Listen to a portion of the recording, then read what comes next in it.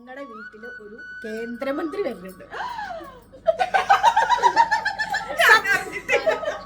സത്യം പറഞ്ഞാൽ ഞങ്ങൾക്ക് ആ വലിയ പേര് കേട്ടിട്ടുണ്ട്. ഞങ്ങൾ ഗൂഗിൾ ചെയ്ത് നോക്കായിരുന്നു. പേര് ഞാൻ പറയാം, ഭൂപതി രാജു ശ്രീനിവാസ വർമ്മ. അല്ലല്ല, ഭൂപതി രാജു ശ്രീനിവാസ വർമ്മ തന്നെയാണ് പേര്. അപ്പൊ ഞങ്ങളോട് തിരുവാതിര കളിക്കാൻ വന്നിട്ടുണ്ട് കേട്ടോ. ഇതൊരു രാഷ്ട്രീയപരമായിട്ടുള്ള വ്ളോഗേ അല്ല, കാരണം ഞങ്ങളെല്ലാവരും ഒരു രാഷ്ട്രീയവുമില്ല.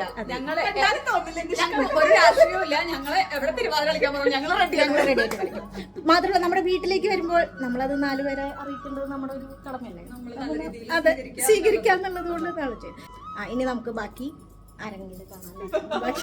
നമ്മുടെ കഥ എവിടുന്നാ തുടങ്ങുന്നതെന്ന് വെച്ചാൽ, രാവിലെ വിഷ്ണുവേട്ടൻ്റെ കസിൻ ചേട്ടനായ സുനിൽ ചേട്ടൻ വന്ന് പറഞ്ഞു, കേന്ദ്ര ധനസഹായ സ്റ്റീൽ സഹമന്ത്രി ഇലക്ഷൻ പ്രചാരണത്തിനായിട്ട് പല സ്ഥലങ്ങളിൽ വരുന്നുണ്ട്. എല്ലാം കഴിഞ്ഞു പോകുമ്പോൾ ഭക്ഷണം കഴിക്കാനും ജനങ്ങളെ മീറ്റ് ചെയ്യാനും നമ്മുടെ വീട്ടുമുറ്റത്ത് വരുന്നത് കൊണ്ട് വിരോധമുണ്ടോ ചോദിച്ചു.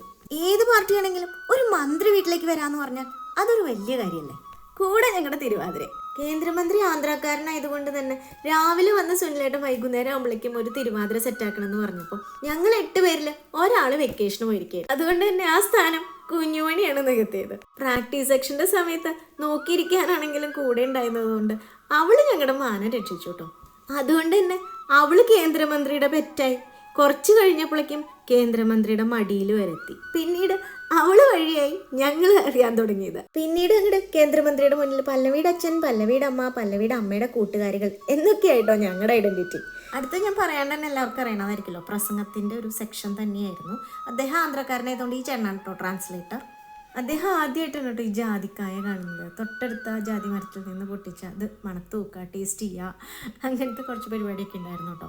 വെറുതെ ഒരു മീറ്റിങ്ങും തിരുവാതിരയൊന്നും മാത്രമല്ല, അതിനുശേഷം നല്ല അടിപൊളി ഫുഡും ഉണ്ടായിരുന്നു കേട്ടോ. എന്തായാലും നമ്മളൊരു മന്ത്രിയെ പരിചയപ്പെട്ടു. എങ്കിൽ പിന്നെ അദ്ദേഹത്തെക്കുറിച്ച് കൂടുതൽ മനസ്സിലാക്കിയാലോ.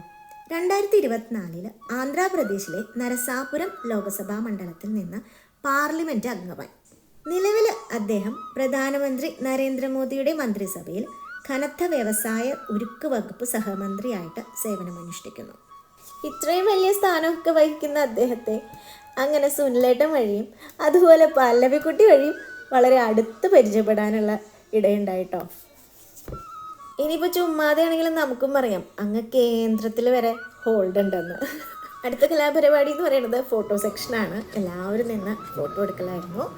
അപ്പോൾ ഇന്നത്തേക്ക് ഇത്രയേ ഉള്ളൂ. എല്ലാവരും സന്തോഷമായിട്ടിരിക്കാം, ജീവിതം മാക്സിമം എൻജോയ് ചെയ്യാം.